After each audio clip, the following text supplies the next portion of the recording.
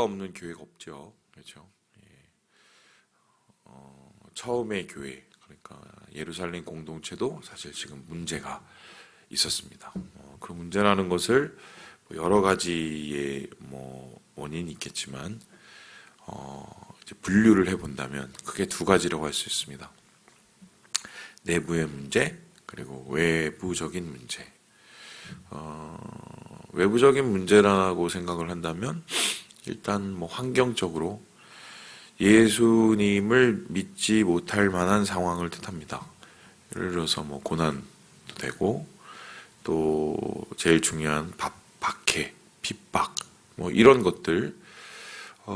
교회가 그러한 어려움을 가지고 있지 않는 경우는 이제 거의 없었습니다.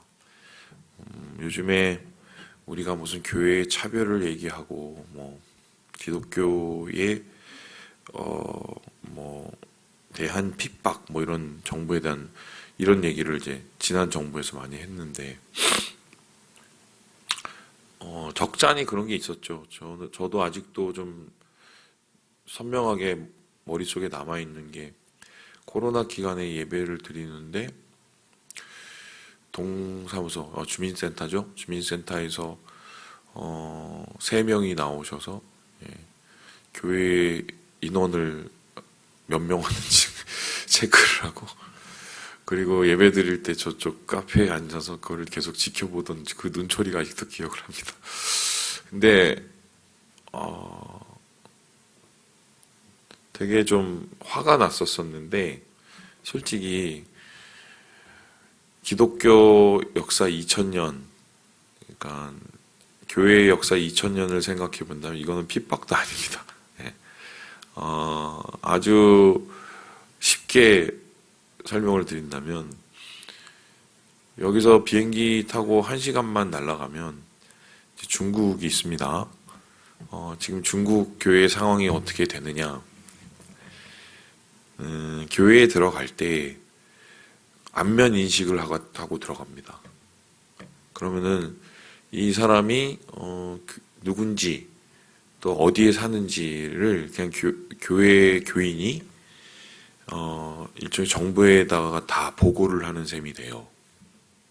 그러면 이게 어떻게 되느냐?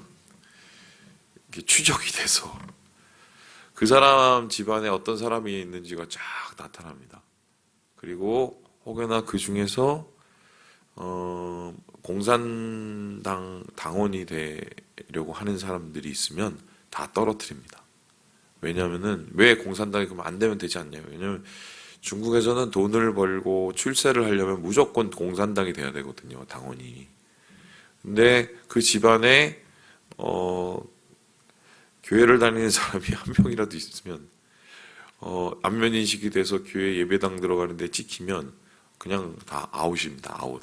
어머니, 아버지. 그러니까 이제 그런 식으로 쪼이고, 그리고 목사님이 이제 설교를 하지 않습니까? 저는 어제 새벽 예배는 설교문을 안 가져와요. 그러니까 이제 묵상하면서 이제 리얼로 그냥 하고인데, 주일 예배나 수요 예배 같은 이제 강단은 설교문이 있죠. 근데 중국은 그 설교문을 이 당국에 종교국이라는 게 있어요. 거기에 먼저 신고를 해야 됩니다. 그러니까 제가 이번 주에 설교를 할 게 있으면 언제부터 연락이 오냐면 월요일부터 연락이 온대요. 그래서 월요일부터 빨리 그 설교문 내라고. 그러니까 그 주에 했던 설교 말고 앞으로 할 설교. 그러면 이제 설교문을 내지요? 그래서 이메일로 내든지 뭘 내면은 거기에서 빨간 줄이 쫙쫙 쳐져 온답니다. 지금 얘기해요, 지금. 그러면 그거를 또 고쳐서 내요. 그래서 왔다 갔다 또 빨간 줄 쳐오고, 그게 한 두세 번. 그리고 그 설교문을 가지고 주일날에 올라가야 되고, 그러면 사람이 읽다 보면은 거기에 없는 내용도 말할 수가 있잖아요. 저도 설교를 하다가 설교문을 그냥 가나 다라 이렇게 읽지는 않거든요. 그러면 거기 교회 안에 뭐 죄송한 말로 간첩이 있습니다. 그래서 그 사람은 이미 설교문을 가지고 있어요. 목사가 어떻게 설교를 할지 설교문을 가지고 있고, 설교문을 이상하게 하거나 추가되거나 조금이라도 정부에 대한 뭐 비판적인 아니면 사회의 어두운 면을 드러내는 그런 얘기가 있으면 고발을 합니다. 고발을 하면 그날부로 목사님이 강단에서 내려와서 그 다음날 갑자기 사라져요. 그게 지금 중국입니다. 이게 진짜 외부적인 핍박이에요. 우리나라 핍박은 정말 핍박도 아니에요. 이건. 그런데 그 상황 속에서도 예수님을 믿고 또 예수를 의지하고 살려는 분이 아직도 남아있죠. 사실은 그게 진짜입니다. 그래서 그 외부의 핍박은 참 어렵고 괴롭고 또 그것으로 인해서 교회가 타격을 많이 받아요. 지금 중국도 그 문제로 되게 타격이 많거든요. 엄청 많은데 한때 중국의 기독교 인구를 1억까지 추정을 했었었는데 1억 명. 지금은 아마 반토막도 안 남았을 거예요. 반토막이 뭐예요? 근데 외부적인 이 핍박, 외부적인 문제, 차별 이런 것들은 기독교 역사를 보면 어떤 의미를 가지냐면 이 교회를 더 순전하게 만드는 원인이 됩니다. 그러니까 순기능이 있어요. 그게 뭐냐면 이런 건데 우리를 한번 생각을 해보세요. 여러분들 대단한 분이시지 않습니까? 왜 대단합니까? 코로나를 지나면서 살아남으셨어요. 일단은 백신을 맞고 우리가 살아났고 그것도 대단하고 예, 우리 몸속에는 백신이 지금 5번 맞아서 6번 맞아서 막 몇 퍼센트가 백신일까요? 그리고 있죠. 그거 말고 코로나 기간 동안에 교회를 떠나신 분들이 있거든요. 우리 교회도 있잖아요. 그렇죠? 우리 교회는 역량이 좀 적다고 하는데도 있어요. 교회가 지금 반토막이 났습니다. 대부분의 교회들은. 그런데 그 소리는 다른 의미로 표현하면 물론 회복되고 돌아오실 분들이 있지만 진짜 신앙인과 아니면은 좀 왔다 갔다 신앙인 혹은 가짜 신앙인이 정확하게 어떻게 해요? 옥석이 갈라지게 된 거죠. 또한 진짜 믿을 사람이 누군지를 알게 됩니다.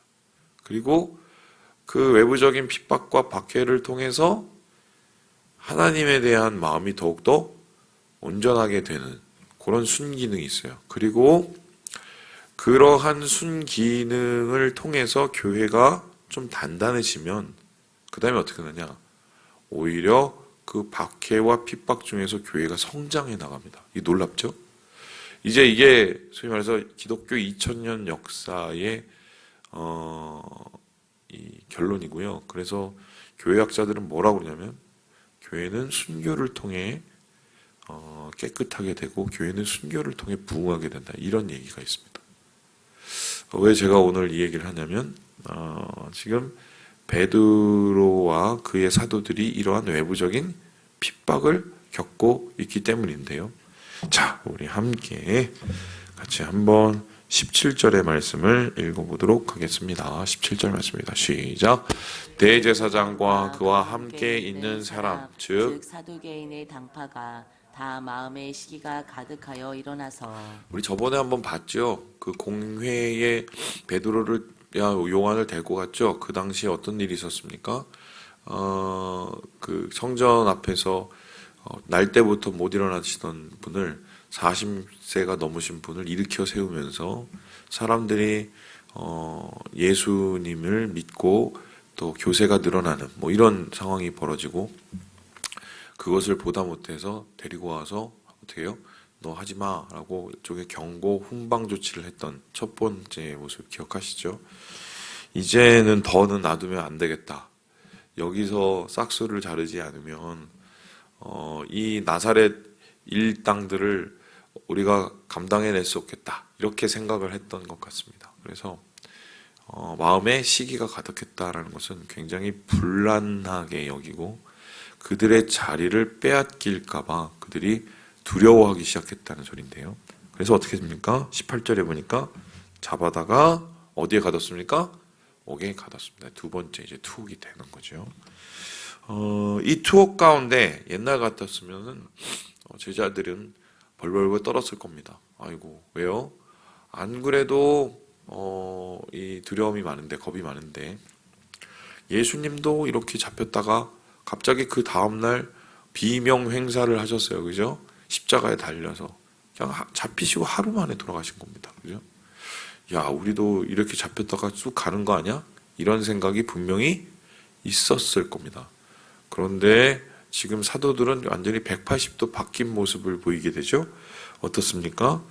예, 우리 함께 20절의 말씀을 같이 한번 읽어보도록 하겠습니다. 시작. 가서 성전에 서서 이 생명의 말씀을 다 백성에게 말하라. 하매. 천사가 밤에 와서 문을 열어줬습니다. 옥문을. 그래서 옥문을 나왔어요. 근데 뭐 그럴 수 있어요. 그러니까 문을 열어줘서 나온 게 중요한 게 아니라 옛날 같았으면 어떻게 합니까? 다 있다다 싶어서 다 도망갔을 겁니다. 그런데 어떻게 해요? 나가서 다시 복음을 선포합니다. 진짜 대단하죠? 이미 이분들은 성령에 충만하고 복음으로 무장되었기 때문에 또 하나님께서 주신 사명이 무엇인지를 정확하게 마음속에 깨달았기 때문에 이러한 박해와 어려움에도 불구하고 당당하게 사명자로 사는 모습을 보이게 됩니다. 심지어는 지금 21절에 보니까 다시 잡아오라고 얘기를 해요. 그런데 22절에 보니까 잡아오지를 못해요. 그래서 야, 어쩔 수가 없어. 그러면 저기 쟤네들 떠들고 있으니까 저기 가서 잡아와. 이렇게 얘기를 합니다. 그랬는데 어떻게 얘기를 합니까? 우리 함께 26절의 말씀을 같이 한번 읽어보도록 하겠습니다. 시작. 성전 맡은 자가 부하들과 같이 가서 그들을 잡아왔으나 강제로 못함은 백성들이 돌로 칠까 두려워함이더라. 잡히든 잡히지 말든 어떻게 해요? 계속해서 복음을 전하고 예수의 부활을 증거하는 제자들의 담대한 모습을 보게 됩니다.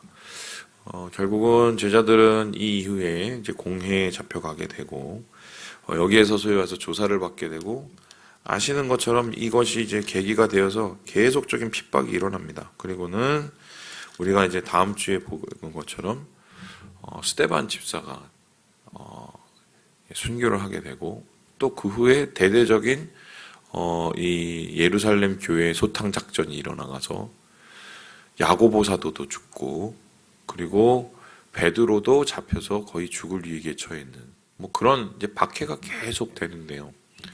물론 순간순간 약해지기는 했지만 사도들은 사명의 모습 그리고 담대함의 모습을 잃지 않았어요.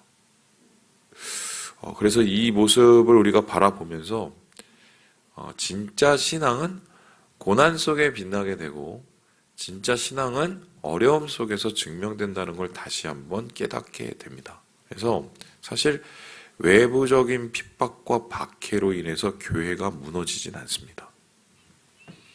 진짜 그 안에 신앙과 또 신앙인과 신앙의 사명자가 있으면 아무리 어려워도 어떻게든 교회는 그 생명을 다합니다. 마치 그것을 생각을 해보세요. 뽑아도 예 어제인가 그저께군요. 우리 전정희 권사님하고 막 그런 얘기를 했었었는데 이사를 가셨는데 그 아파트가 되게 좋더만요. 그 텃밭이 있어요. 그 베란다에. 그래서 이보영 권사님하고 얘기를 했죠. 거기다가 뭐를 심었냐, 고추 심고 뭐 심고 뭐 얘기했습니다. 그래서 근데 같이 식사하는데 여쭤보셨습니다. 아니 그럼 잡초는 어떻게 하냐고. 그랬더니 뽑아야죠, 그랬죠.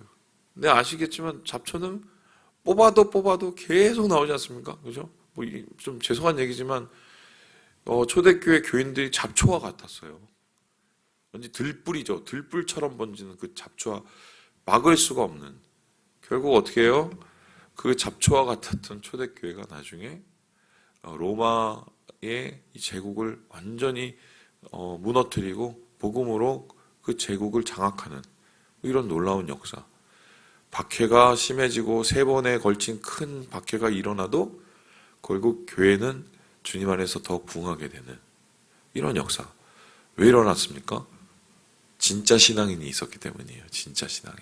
그런데 여기서 이제 제일 중요한 게 있습니다.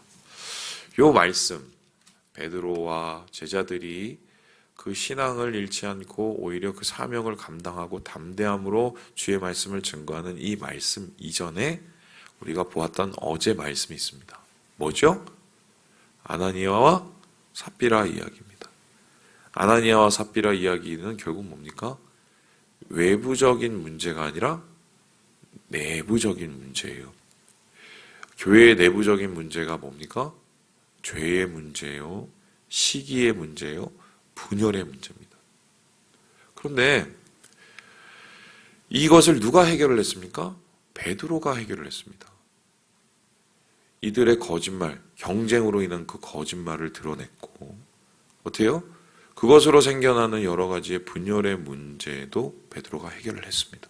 그리고 이제 보면 내일 보면 또 이제 분열도 나타나요. 사실 그렇게 교회를 정화시키는 내부를 거룩하게 만드는 그 작업이 있었기 때문에 오늘 이 외부적인 박해를 이겨내게 되는 겁니다. 반대로 표현하면 교회는 어떻게 무너지느냐? 외부적인 문제로 무너지는 게 아니라 뭘로 무너져요? 내부적인 문제로 무너져요. 한국 교회가 지금 무너진 게 코로나 때문입니까? 교회가 타락하고 분열했기 때문이에요. 이게 되게 중요합니다. 이 지점이. 그래서 우리가 좀 고민을 해야 됩니다. 고민을 해야 돼요. 우리 공동체, 우리 가정, 그리고 나의 신앙. 환경 때문에 무너지는 게 아니라 환경을 이길 수 있는 힘이 없어서 무너지는 거예요. 그 힘은 우리의 내부에 있는 주님과의 관계를 해치는 그 장애를 없애내야 돼요. 그것이 바로 우리가 모든 것을 이겨내고 모든 것 가운데 하나님의 영광을 드러낼 수 있는 가장 큰 계기와 힘이 된다. 말씀을 우리가 다시 한번 찾게 되는 겁니다. 말씀 마치겠습니다. 우리 사랑하는 여러분, 코로나를 견뎌내셨습니다. 그죠? 대단하신 분들이에요. 주님 안에서 주신 사명과 신앙을 지켜내시면서 하나님의 나라를 더욱 확장시켜 나가시고 승리하시는 오늘 하루 되시기를 주님의 이름으로 축원합니다.